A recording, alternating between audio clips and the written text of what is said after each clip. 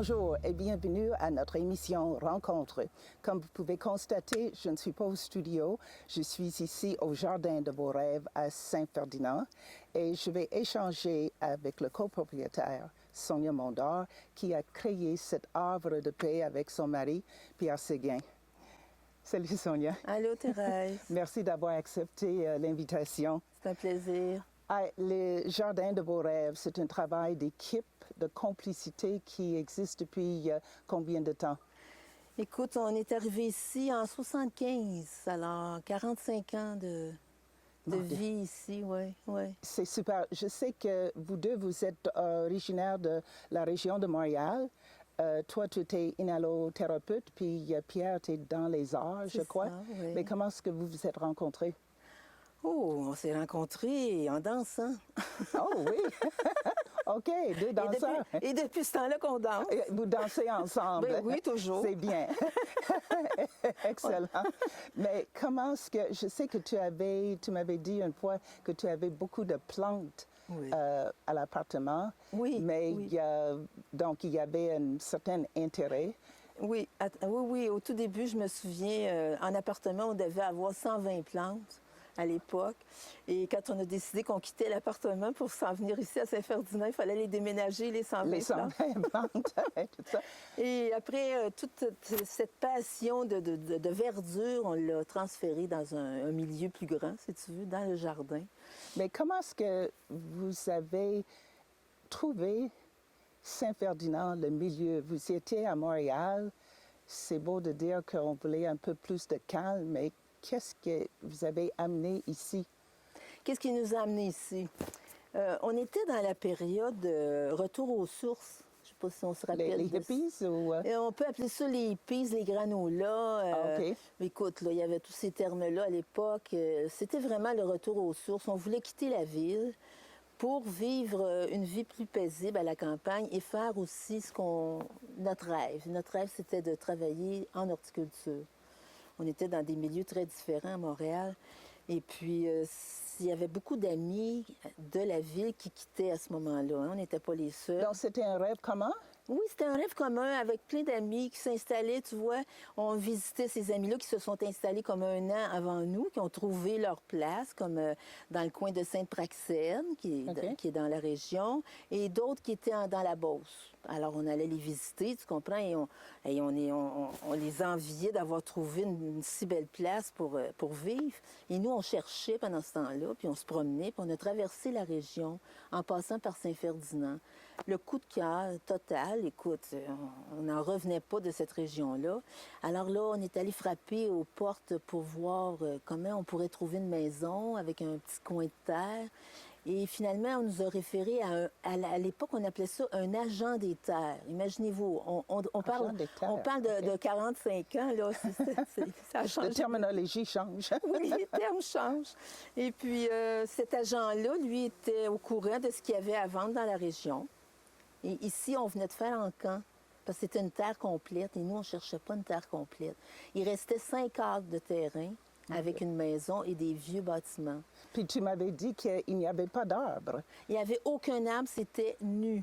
OK? Il y avait peut-être un lilas devant la maison, puis un mélèze, puis un érable, là, genre, puis quelques fleurs que la femme qui habitait la maison avait plantées. Le restant, c'était une ferme laitière, OK, qui venait de vendre, tout le troupeau. Nous, on n'avait pas besoin de rien de ça. Nous, on voulait juste la maison avec un peu de terrain pour faire de l'horticulture. Alors, ça correspondait vraiment dans nos goûts et le prix aussi correspondait à notre budget.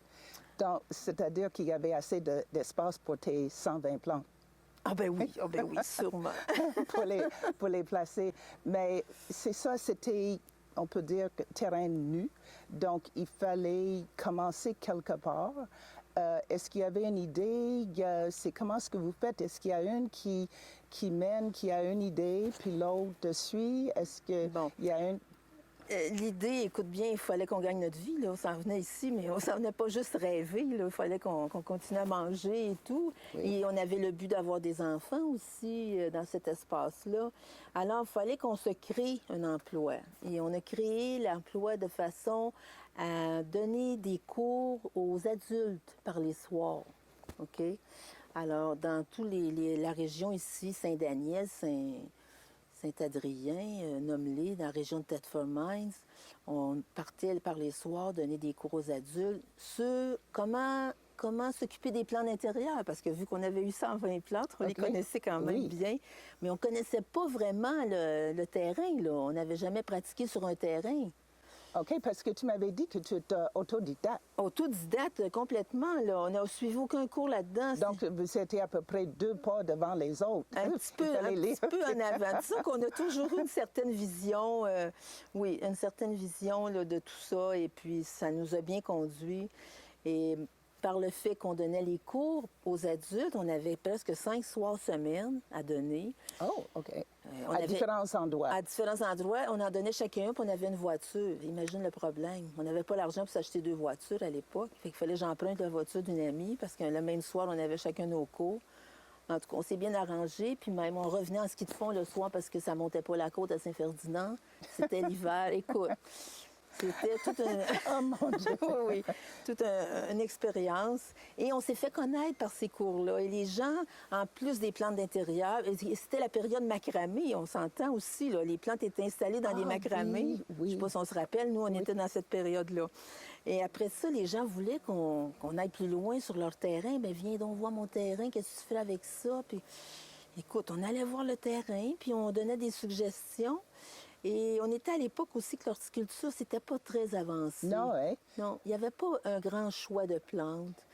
C'était pas très exploité encore, tu vois. Donc, tout était ouvert à vous autres. Tout était possible, mais réduit avec le nombre de plantes. Là, il y a 3 plantes qui me viennent à l'idée: Cornus, Prunus, Potentille.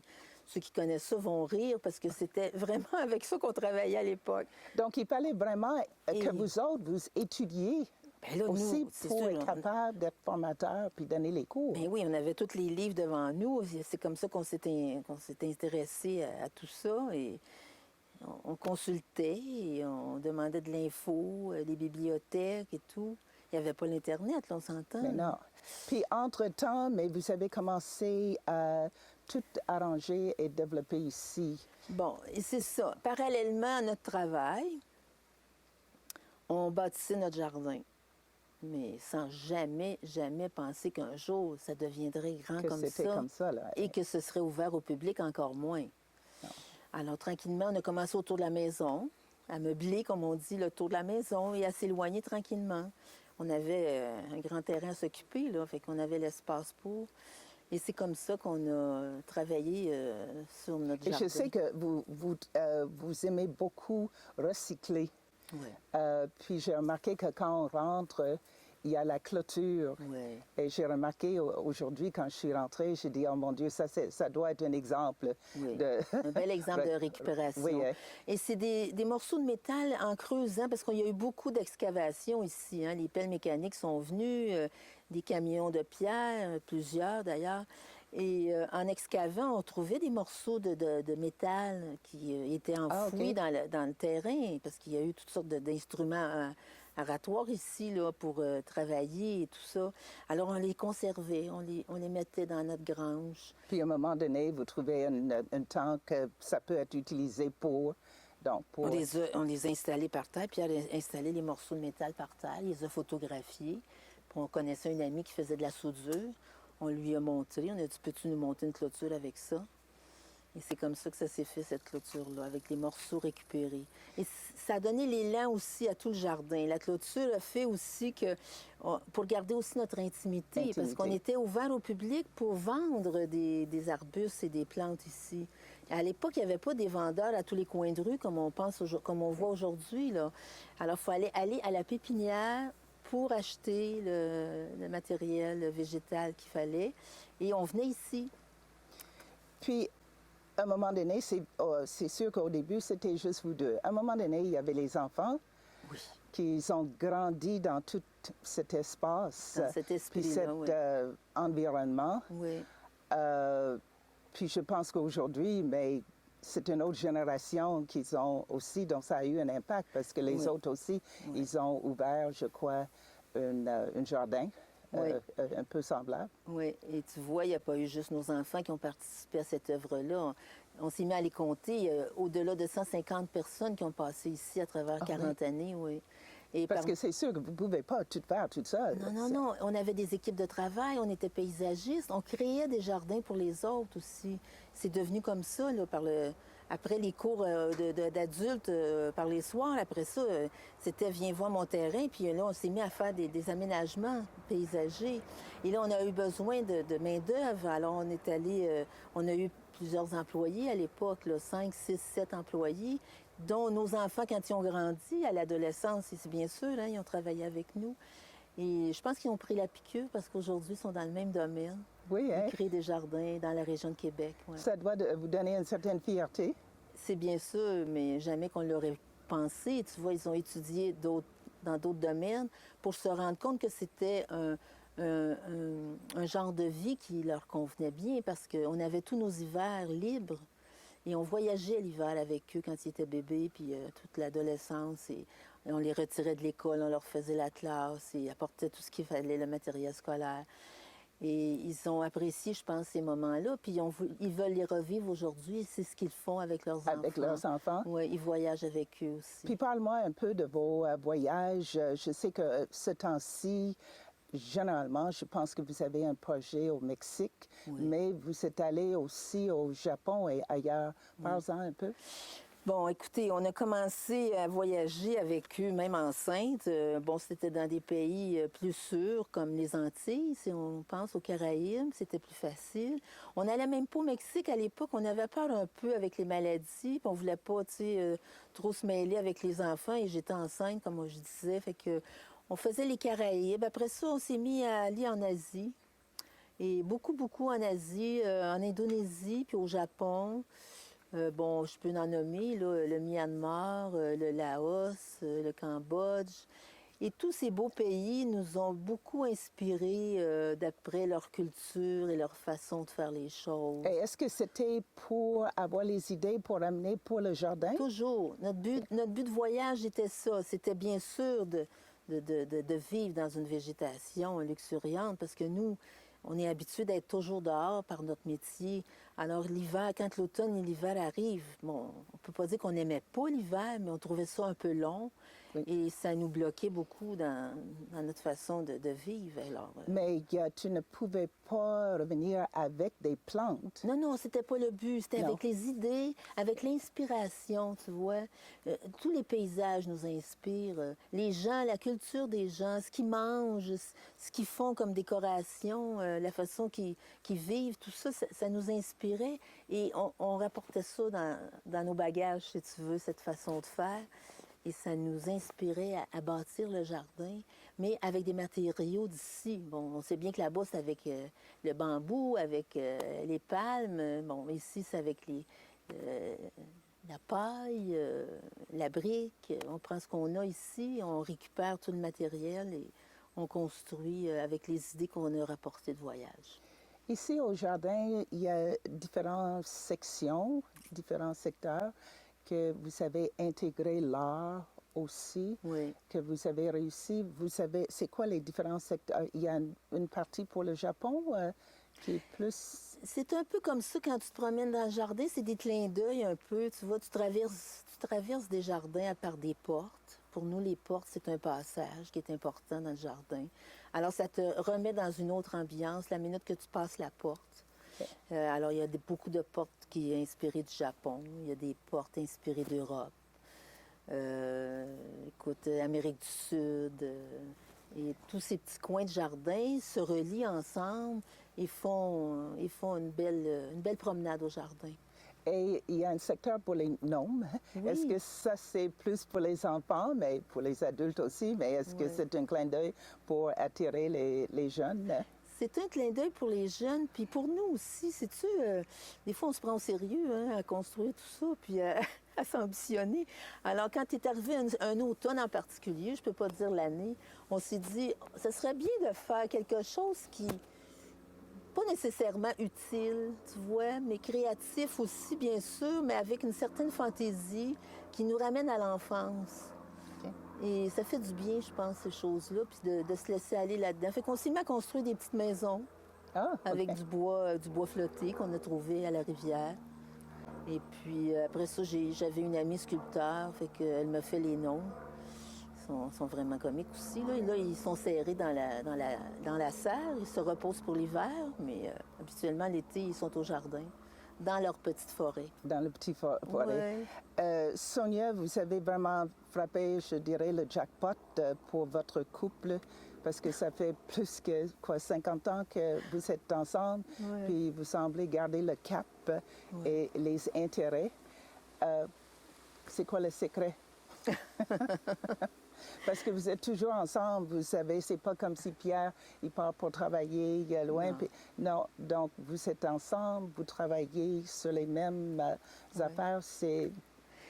Écoute, on a la même passion, on a beaucoup de respect l'un envers l'autre, on a chacun notre créneau, si tu veux.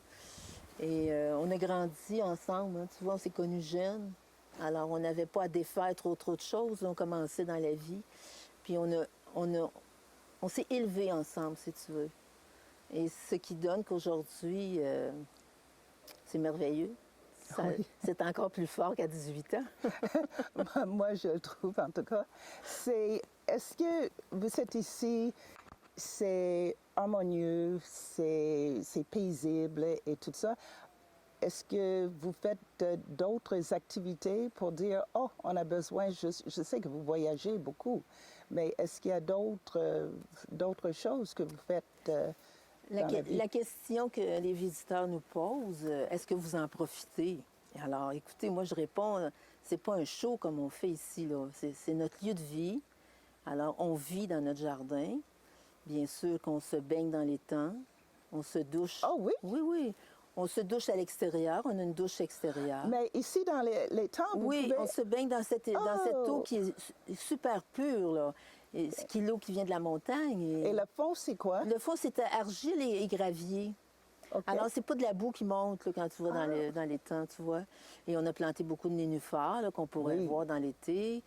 Et on dort aussi dans notre jardin. On ne dort pas dans la maison. On dort dans un loft qu'on a fait Dans en haut de la OK. branche. Oui, Ah oui, souvent, OK. Oui, et on dort dans le jardin. On a des hamacs aussi. On prend l'apéro ici sur la terrasse. Oh, mon on a Dieu, différentes terrasses. On mange, on déjeune, on dîne, on soupe à différents endroits. Parce que c'est un lieu de vie. Alors, on en profite de cette façon-là, bien sûr. En travaillant dedans aussi, c'est incroyable, là, l'énergie que ça donne de travailler la terre comme ça. Et on fait d'autres activités. Là. De ce temps-là, on fait beaucoup de vélo. On fait beaucoup de pickleball. Oh mon Dieu, pickleball. Oui. Vous autres aussi. Tout d'un coup, ça, c'est le mot que tout le monde est dans le pickleball. C'est la folie, là, hein, je pense. Oui. Et on va voir nos enfants, et bon, et tout ça, nos petits-enfants. Et non, on profite de la vie, bien sûr. Puis comme je te dis, on a tout l'hiver aussi pour en profiter. Mais on ne voudrait pas être ailleurs que dans notre jardin durant l'été. Je me vois pas, moi, même je suis jamais allée en Gaspésie parce que j'ai jamais eu le temps d'y aller, mais c'est pas un manque nécessaire. J'apprécie tellement d'être ici. Et les gens viennent nous voir. C'est merveilleux. On n'a pas à se déplacer, ils viennent nous voir. Et ça nous remplit beaucoup. Au début, c'était pour vous autres. À un moment donné, ça fait pas longtemps, je pense que vous avez décidé d'ouvrir au public. Mais ça, c'était pas ça au début. Mais là, souvent, c'est ouvert les fins de semaine pour le public, pour partager. En l'an 2000, on a décidé d'ouvrir au public. C'est pas évident quand tu décides de montrer ton œuvre. Tu es un peu nerveuse, tu te demandes si ça va plaire, si c'est assez gros. Écoutez, le résultat a été incroyable. On s'est rendu compte qu'en ouvrant le jardin, on faisait plus que faire visiter un jardin. On rendait les gens heureux. On leur apportait une nouvelle vision de la vie. Oui. Je pourrais te dire, Thérèse, qu'il y a même des gens qui sont tellement émus par le jardin, par la beauté, par la nature, qu'il y a des larmes qui coulent. Et jamais je n'aurais pensé que ça ferait ça en ouvrant le jardin. Et on s'est dit, on ne peut plus arrêter ça. C'est impossible d'arrêter les visites de jardin. On aime ça, de partager. Et pour nous aussi, c'est bon parce que ça nous resitue par rapport à la vie. Et ça donne un sens à Et notre sans doute, vie. vous dites, on est sur le bon chemin. On est sur le bon chemin, on se sent en mission d'aider, de faire plaisir, de partager. Et je pense que c'est des mots qui sont oubliés souvent. Oui. Hein, on pense juste à nous. Et surtout ce temps-ci, c'est excellent. Bon, ben, on est dans le bon moment pour ça, oui. Puis même si les gens viennent une fois, comme je t'avais dit juste avant de commencer, il y a tellement de choses il y a des choses qu'on n'a pas remarquées. Ouais. Il y a des places que je dis, oh mon Dieu, je ne l'avais pas vu ça, même si je suis déjà Ouais. venue, ou hop, ça, je Ouais. n'avais pas remarqué. Donc, il y a toujours quelque chose. Oui, parce que c'est un jardin, toujours en évolution. Il n'y a pas d'arrêt à ça. Hein? C'est pas comme une toile que tu vas peindre et qui va être là pour plusieurs années. Il évolue toujours, le jardin, puis il évolue avec nous, qui évoluons aussi. Alors, il y a toujours un changement. Et tu vas revenir l'an prochain et peut-être que cette plante-là ne sera pas là. Elle va être placée ailleurs. Oui. Ou tel décor va avoir changé parce qu'on fait des nouvelles constructions. On défait des jardins aussi qui sont âgés, qui ont plus de 30 ans et qui ne correspondent plus non plus à nos Pour rajeunir. C'est ça, il faut les rajeunir, il faut les remodifier.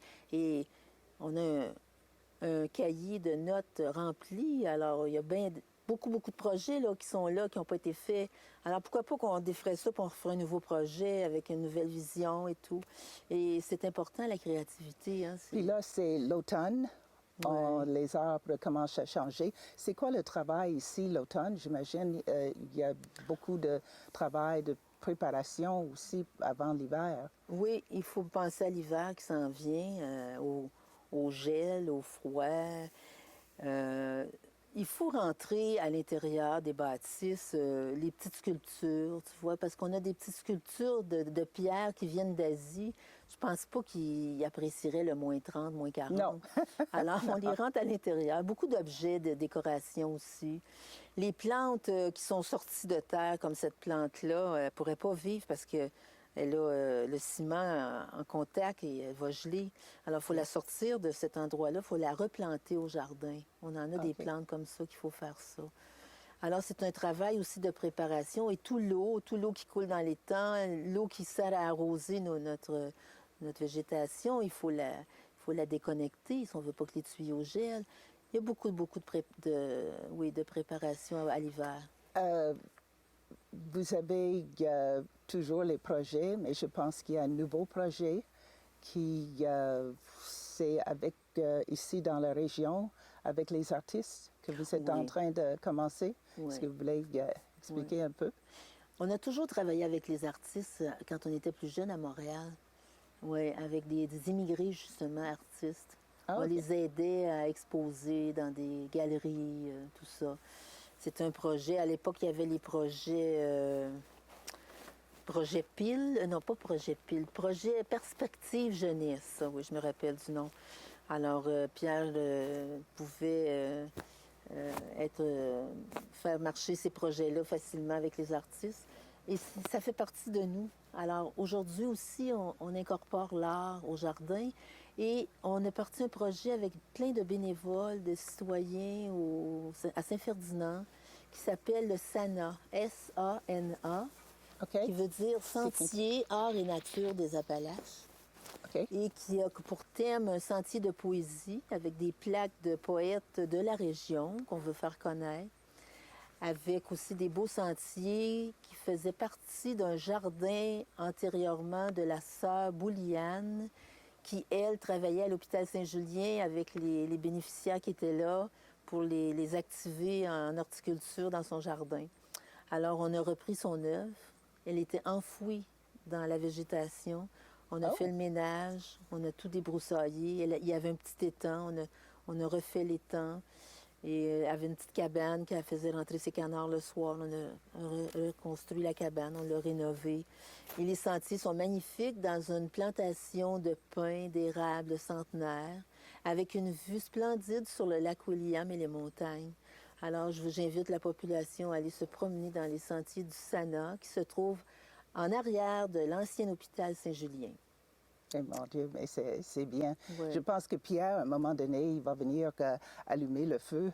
Mais merci beaucoup. En tout cas, c'est superbe. Puis merci à vous, les auditeurs. Si vous n'avez jamais pensé de venir, vous ne savez pas que ça existait ou vous n'avez pas pris le temps, s'il vous plaît, mettez ça dans votre agenda pour l'année prochaine parce que c'est un vrai havre de paix, une perle qui est ici, proche de chez nous. Ceci termine notre émission pour aujourd'hui. Soyez les nôtres pour une autre rencontre la semaine prochaine.